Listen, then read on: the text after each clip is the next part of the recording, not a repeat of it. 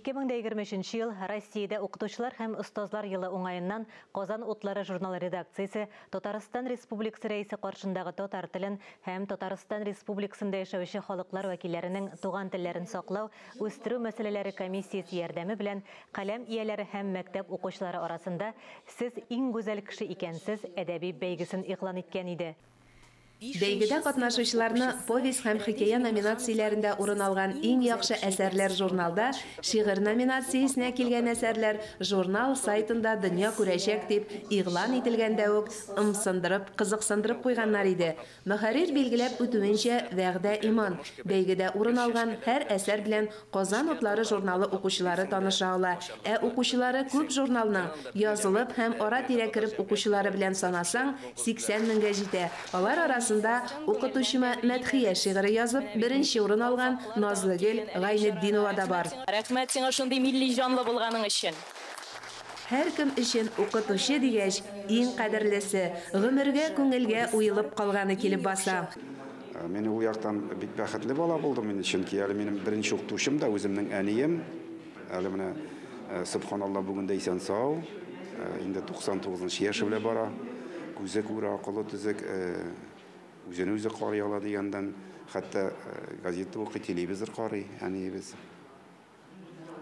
Аннан соң укытучыларыбыз да инде урта мәктәптә укыган вакытта да һәрбер синештенә гомер яшәгән сайын алар күңелгә ничектер күбрәк сагыну белән, күбрәк юксыну белән керә бара.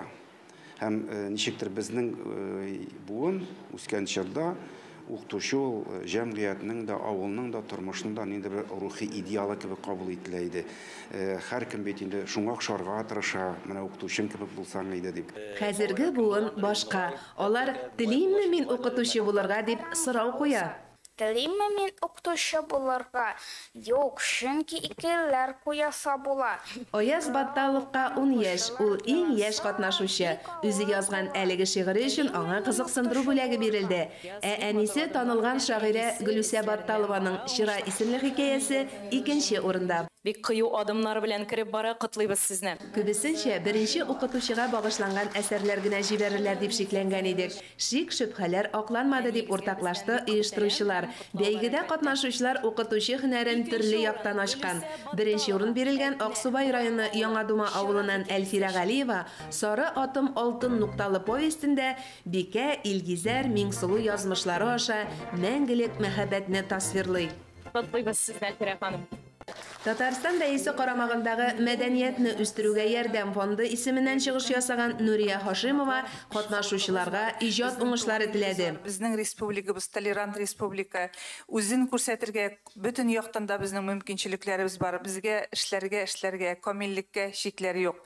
Бүләкләү белән бер очтан Казан утларында эшләүче Лилия Гатауллина, Алмаз Хәмзинның юбилейлары билгеләп үтелде.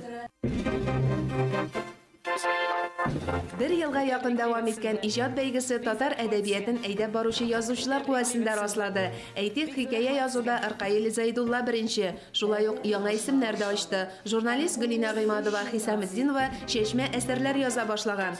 Бүләкләрне өләшеп бетергән мәлдә Марат Әхмәтов бик кызыклы тәкъдим кертте.